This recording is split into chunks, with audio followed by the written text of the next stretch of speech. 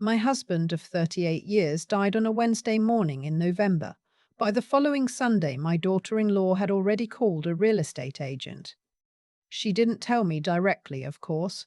I found out because the agent left a voicemail on the wrong number, our landline instead of my son's cell, and I stood in the hallway in my housecoat listening to a man named Brad say he'd done a quick assessment of properties in the area and was very excited to discuss options. I wrote the name down on the notepad by the phone. I didn't call Brad back. I didn't say anything to anyone. I just stood there for a moment, and then I went and made myself a cup of tea, and I thought about what kind of person makes that call 6 days after a funeral. My name is Lorraine. I'm 67 years old. I spent 29 years as a registered nurse at a hospital in Kitchener, Ontario, most of that time in the cardiac unit. I have seen people at their worst and their most frightened, and I have learned that fear and greed look almost identical from a distance. You have to get close before you can tell them apart. My husband's name was Frank. He was a civil engineer who spent his career working on municipal infrastructure, bridges, water systems, the unglamorous things that hold a city together. He was methodical. He made lists. He kept files in color-coded folders going back to 1987. When people asked me what he was like, I used to say he was the kind of man who fixed things before they broke. That's the truest thing I ever said about him. He died of a pulmonary embolism. Sudden, the doctors said. No warning. He had been planning to fly out to visit our daughter in Vancouver in December. His suitcase was already out on the bedroom floor, the old brown one with the brass clasps, the one he'd had since before we were married. The weeks after were the hardest of my life. I won't pretend otherwise. I have 2 children. My son Kevin, who is 43 and lives 40 minutes away in Cambridge with his wife, and my daughter Susan, who moved to Vancouver 15 years ago and built a life there that suits her completely. Susan flew in the day she heard and stayed for 3 weeks. She slept in the guest room and made breakfast every morning and drove me to every appointment and sat with me at the kitchen table at night until I was ready to sleep. She did everything right. Kevin came to the funeral and stayed for 4 days. His wife Diane came too. I should tell you about Diane. She's 40. She works in marketing for a tech company downtown. She's efficient and organized and very good at presenting things as if they were already decided. She and Kevin have been married for 6 years. I tried, genuinely, for all 6 of those years. I brought her into things. I remembered her birthday. I asked about her work and listened to the answers. There was always something slightly transactional about the way she looked at me, like she was calculating a value I hadn't yet declared. I told myself I was being uncharitable. I told myself grief had made me suspicious. I told myself a lot of things that turned out not to be entirely wrong. The real estate agent's voicemail was in November. The suggestion started in December. It was Diane who brought it up first, over dinner at their house, the way you bring up something you've been rehearsing. She said that a colleague of hers had recently helped her own mother transition into one of those independent living communities, and it had been such a positive experience. She said the word transition like it was neutral, like it meant nothing in particular. She said the community had a pool and weekly social events, and that a lot of the residents were very active. She looked at me across the table with an expression of practiced warmth and said she just wanted me to know there were wonderful options available. I said that was interesting. I had no interest in it whatsoever. In January, Kevin called me. He called on a Tuesday evening at 7 o'clock, which was not when Kevin called. Kevin called on Sunday afternoons, or not at all. I noticed the Tuesday. I noticed the careful, slightly formal way he started the conversation, the way he cleared his throat before getting to the point.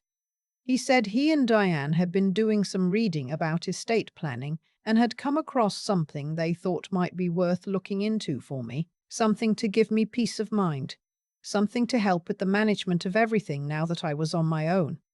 I was 6 weeks out from losing my husband of 38 years. I was still Wakeham part-time. I was still driving myself everywhere, cooking my own meals, managing my own finances, sleeping in my own house, which I had lived in for 26 years. I told him I appreciated the thought. I told him I was managing fine. I got off the phone and I sat in the living room in the dark for a while and I thought about Brad, the real estate agent. Here is what they didn't know. Frank had been paying attention for a long time before I started paying attention. That was one of his qualities. He thought about things ahead of the moment they would be needed. In 2018, he sat me down at the kitchen table on a Saturday morning with coffee and a folder, the way he sometimes did when he wanted to walk me through something, and he told me he'd been talking to a lawyer. He said he wanted to make sure that everything we'd built together was structured properly, that the wrong kind of pressure at the wrong moment couldn't undo what had taken us decades to put together. We owned our house outright. We had paid it off in 2015, and it was one of the quieter satisfactions of Frank's life. We had investment accounts, RRSPs, a TFSA, a defined benefit pension from his years with the municipality. Frank had sat down with a lawyer named Patricia, who had offices on Queen Street and who had handled estates in Waterloo region for 25 years. Together they had transferred the house into a family trust. The investment accounts were restructured with designated beneficiaries that passed outside the estate entirely. My pension and survivor benefits were protected under provincial law and could not be touched by any private legal mechanism. Frank used to say, "You don't lock your door to insult the neighbors. You lock it because that's what doors are for." I thought about that in January. I thought about it when Kevin called again in February with a name. Not just a general suggestion this time, an actual name, a specific community, a place Diane had apparently visited and found very impressive. Lovely grounds, he said, reading slightly, I thought, from something written down, a really active social calendar, very close to their house, which he mentioned twice. I said I'd think about it. What I was actually doing was making my own phone call. I called Patricia's office the second week of February. I had her number because Frank had kept it in the blue folder labeled legal, which was exactly where you would expect Frank to keep it. She remembered me. She had sent a card after Frank passed.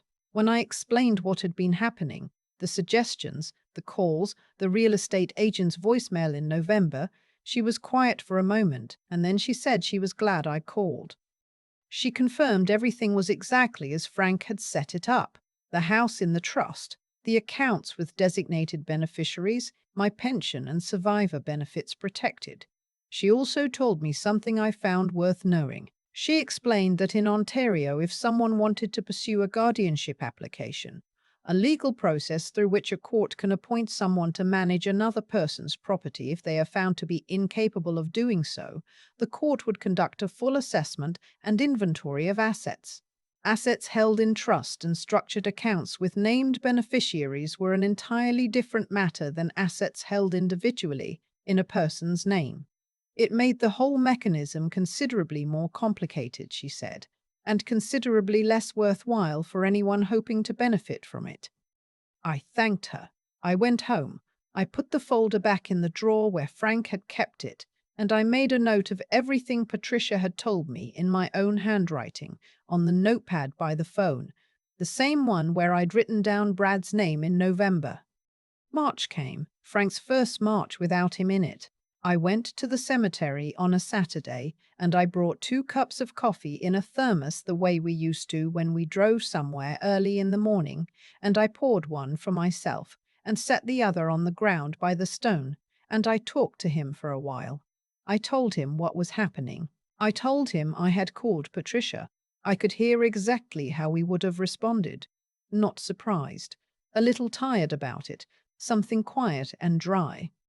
On the last Sunday of March, Kevin and Diane invited me to dinner. This was not unusual.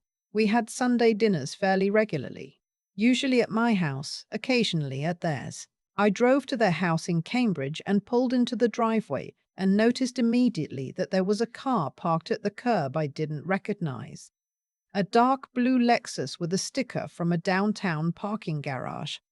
Kevin answered the door. He had the look of a man who had agreed to something he had not fully thought through and was now standing inside the consequences of it. He hugged me. He took my coat. He said there was someone he wanted me to meet. The man in the living room was about 55, with the particular stillness of someone accustomed to delivering news to families in difficult situations. He stood when I came in. He was holding a leather document folder. His name was Mr. Hartley. He was an estate planning lawyer. Diane's estate planning lawyer, as it turned out, retained specifically, she explained with great care, because she and Kevin were so concerned about my well-being and wanted to make sure everything was in order. She sat across from me with her hands folded and her expression arranged into something that was meant to look like love, and looked to me like the careful face of someone who had practiced this in a mirror. Mr. Hartley explained, in the pleasant professional tone of a man who has done difficult things gently for many years, that he had prepared some documents for my consideration, a continuing power of attorney for property, naming Kevin as my attorney, a personal care directive, and then he paused just briefly and said that he had also drafted a framework for what he described as a supportive decision-making arrangement, which would allow Kevin to assist in the management of my estate and financial affairs while I maintained my full independence and autonomy. Full independence and autonomy. He said those words with a straight face while Diane nodded beside my son. I looked at Kevin. He looked at a spot somewhere near the window. In his face I saw something I had not expected, and it hurt more than the anger I had prepared for. It wasn't cruelty. It was exhaustion. The particular weariness of a person who has been slowly talked out of his own instincts over a long period of time and has arrived somewhere he doesn't entirely recognize and can't quite find his way back from. I turned to Mr. Hartley. I asked which assets exactly the arrangement was intended to cover. He listed them. The house, he said, any investment accounts, RRSPs, TFSAs, and property held in my name. I nodded. I let a moment settle. Outside, a car passed on the street. The kitchen timer was ticking somewhere. I said, our house is not held in my name. It was transferred into a family trust in 2018. The title has been in trust for over 5 years. My investment accounts have designated beneficiaries and pass outside the estate. My pension and survivor benefits are protected under Ontario legislation and cannot be subject to any private arrangement. I paused. Is there anything else you'd like to go over? The room was very quiet. Mr. Hartley looked down at his folder. Then he looked at Diane. Diane's expression moved through several things quickly: surprise, and then the rapid recalculation of someone revising a plan they had believed was already in motion, and then something harder before she smoothed it back into neutral. My son was looking at me, really looking the way he had not looked at me in months. "Mom," he said, "we didn't." "I know," I said. I kept my voice level. I had decided before I walked through that door that I would not give this moment more weight than it needed to carry. "I know you didn't understand everything that was being arranged. I hope you'll sit with that for a while." I stood. I picked up my bag. I thanked Mr. Hartley. He had been hired to do a job and he had done it professionally, and none of it was his fault. I told Diane the roast smelled lovely, but I thought I'd head home. I kissed Kevin on the cheek, and he held my arm for a moment, tightly, the way he used to when he was small and had broken something and hadn't yet said what it was. I drove home. I made tea. I sat in Frank's chair by the front window, the one he'd had reupholstered twice because the bones of it were good, and he saw no reason to replace a thing just because the surface had worn, and I looked out at the street in the early spring dark, and I felt, for the first time since November, something that was not grief and not dread, something quieter than either of those, something that felt like solid ground. What came after didn't happen quickly, and I won't pretend it did. Real things don't resolve cleanly. There was no single conversation, no moment where everything was repaired at once. Kevin called me the next morning. He called early before 7, and I could hear in the background that he was in his car. He talked for a long time. He told me things I had suspected and a few I hadn't. He told me about the way the conversations had gone at home over the preceding months, the slow and patient framing of everything, the way his own hesitations had been answered until he stopped having them, the way the concern had been presented as love for so long that he had stopped examining it. He said he was ashamed. He used that exact word and didn't try to soften it. I let it sit there between us. He needed to carry it for a moment before I helped him put it down. I told him I wasn't angry at him. That was true. What I felt was more layered than anger, grief and sadness, and a kind of tired unsurprise that made me sadder still. I told him that being a husband and being a son were not in competition with each other, and that somewhere along the way he had been convinced they were, and that the convincing was worth examining more carefully than the result. He came to see me on Wednesday evening. We sat at the kitchen table, the same table he'd sat at to do homework for 12 years. And we drank tea and we talked until the tea was cold, and then I made more. He asked me why I hadn't said anything sooner. All those months of watching it unfold. Why hadn't I confronted the situation directly? Confronted Diane? I thought about how to answer that. Because, I said, if I had made it a conflict between his wife and his mother, he would have been asked to choose sides.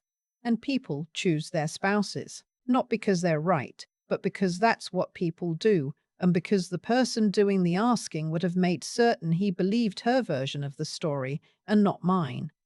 I wrapped both hands around my mug. This way you got to see it for yourself. That's the only version that becomes real. He was quiet for a long time. Then he asked me when I had called Patricia. When I told him February, more than 6 weeks before that Sunday dinner, he put his hands over his face and said something I'll keep between the two of us. It's all right, I told him. Your father set everything up years before any of this was necessary. All I did was make one phone call. You were ready, he said. It wasn't quite a question. Your father was ready, I said. I was just paying attention. There was one more thing I needed to do, and I did it the following week. I drove to their house on a Tuesday afternoon, when I knew Kevin was at the office, and I rang the bell and waited. Diane answered. She looked at me for a long moment, recalibrating, and the smile that came was slower than usual and less certain. I asked if I could come in. She stepped back. We sat at her kitchen table. She offered coffee, and I said, "No, thank you." I had written down what I wanted to say and then thrown those drafts away 3 times, and what remained was plain and short and honest. I told her I understood that fear was the engine behind most of what had happened, that the kind of fear that makes a person try to control something before it can be taken away, that fear usually has a history, and I didn't know hers well enough to trace it, but I knew it was real. Fear of scarcity, fear that security had to be grabbed rather than earned, fear of being left without enough. I told her clearly, without cruelty, that what she had done, spent months quietly building toward having me legally removed from the management of my own life and my own home, was not a small thing. That I would not pretend it hadn't happened. That trust is not rebuilt by agreeing to move forward as though there had been no injury. She didn't apologize. Not that afternoon. She sat very still, and when I finished, she said she needed to think about what I'd said. I told her that was fine. I stood, I put on my coat, and at the door I said that I hoped we would find our way to something real between us, that I meant that she was my son's wife, and the possibility of grandchildren was a thing I thought about, and I would always prefer genuine to performed. She didn't answer, but she was still listening. I could tell the difference. Spring arrived slowly that year, the way it does in Ontario when April keeps reneging on its promises. But by the 3rd week of May, the lilacs came in along the back fence, the ones Frank had planted the first spring we moved in, because I told him once that lilacs were the smell of every good thing about childhood, and he had never forgotten it. I opened the back door and stood there for a long time. I signed up for a watercolor class at the Community Arts Center. I had talked about doing it for 11 years, and there had always been something else. I went to Vancouver to see Susan in June and stayed for 2 weeks, and we walked everywhere and ate at her favorite restaurants. And she introduced me to her friends, and I sat on her balcony in the evenings and watched the North Shore Mountains, and we talked the way we hadn't talked since before. Everything changed. She cried once, suddenly, in a grocery store of all places, and I held her for a long time in the cereal aisle, and we both pretended afterward that it hadn't happened. Kevin called every Sunday now. He called because he wanted to. He asked about the watercolor class and remembered to ask again the following week. We talked about a documentary series we were both watching. We talked about Frank, about specific things, particular memories, in a way we hadn't found room for before. That was new and it mattered. In July, Diane sent me a card, plain, no photographs. Her handwriting, not printed. She said she was sorry. She said she had done some thinking and some talking to someone, and that she understood she had caused real harm. She said she hoped when I was ready, we might start again slowly.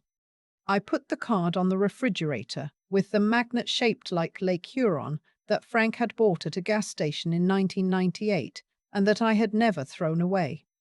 I put it there not to display it and not as evidence. I put it there because it was real, and because real things deserve to be seen. I found Frank's travel checklist in his desk in August, folded into the blue legal folder. He had written it out by hand, the Vancouver trip that never happened, checked off what he'd already packed. His handwriting was so familiar I had to sit down. I sat there for a while, then I folded the list back up, put it in the folder, and put the folder back in the drawer.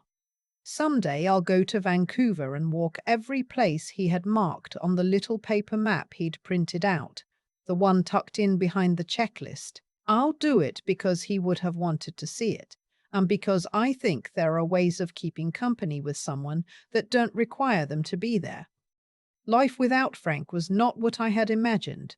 It was quieter in ways that surprised me, and harder in ways I hadn't prepared for, and I hadn't expected this at all, more fully mine than any stretch of life I'd had since I was young.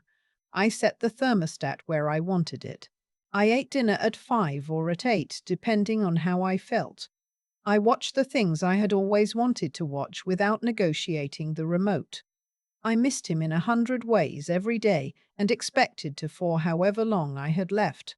But I was here, in my own house, in the trust that Frank had built for us quietly and without announcement, the way he did everything that mattered. I write in the journal most mornings. I've done it since nursing school. I write at the kitchen table before anyone else in the neighborhood is moving, with a cup of tea and whatever light is coming through the east window. Frank used to say I was writing letters to my future self. He thought that was admirable. He said he'd never had the patience for it. But he respected the discipline. The last entry I wrote that spring was short. I'd been up since 5, which was early even for me, and the light was just starting and the lilacs were still going along the back fence. I wrote, "The house is still mine. I know who I am. Frank knew too, that's enough." The lilacs came back. I suppose they will again next May. I'm counting on it. I've thought a lot about what Frank's chair felt like that night. The worn armrests, the slight lean to the left that I never had fixed because he said the bones were good. Sitting there after driving home from Kevin's, I wasn't triumphant. I wasn't even particularly relieved. I was just tired and a little sad and more grateful than I had words for that the man I'd shared 38 years with had been the kind of person who thought ahead. That's the thing about what Frank did. He didn't set up that trust because he was suspicious of anyone. He didn't do it out of fear or bitterness. He did it because he understood that love, on its own, is not a structure. Love is what you feel, but a structure is what holds when the feeling gets complicated. He was an engineer. He knew the difference between what something looked like and what it could bear. What Diane did came from fear. I believe that more now than I did the day I sat at her kitchen table and said it to her face. Fear of not having enough, fear of being on the outside of something, fear that other people's security meant there was less left for her. That kind of fear doesn't announce itself. It moves quietly, through conversations that sound like concern, through suggestions that sound like care, through lawyers who arrive at Sunday dinners smiling. I don't excuse what she did. What she attempted was serious, and I told her so plainly. But I also know that the person who does something like that is not usually calculating in cold blood. They have usually convinced themselves, layer by layer, that what they're doing is reasonable. Kevin got talked into something he would not have chosen on his own. That's not weakness so much as it is a failure to keep asking himself the right questions. The quality that eventually brought him back was honesty, not with me first, but with himself. That early morning phone call, sitting in his car at the end of his own street because he didn't want to be overheard, was the most honest I had heard him in years. Honesty is not comfortable. It costs something, but it's the only place where real things can start again. What I learned about myself through all of it is that staying quiet is not the same as being passive. I watched, and I waited, and I made one phone call to a lawyer on a February afternoon, and I let things come to where they needed to come. That takes a particular kind of steadiness. Not toughness exactly, more like the willingness to sit with uncertainty without letting it make your decisions for you. Frank had it. I think I learned some of it from watching him for 38 years. The rest I had to find on my own. The lilacs came back that May, same as always. I stood at the back door and I thought, this is mine.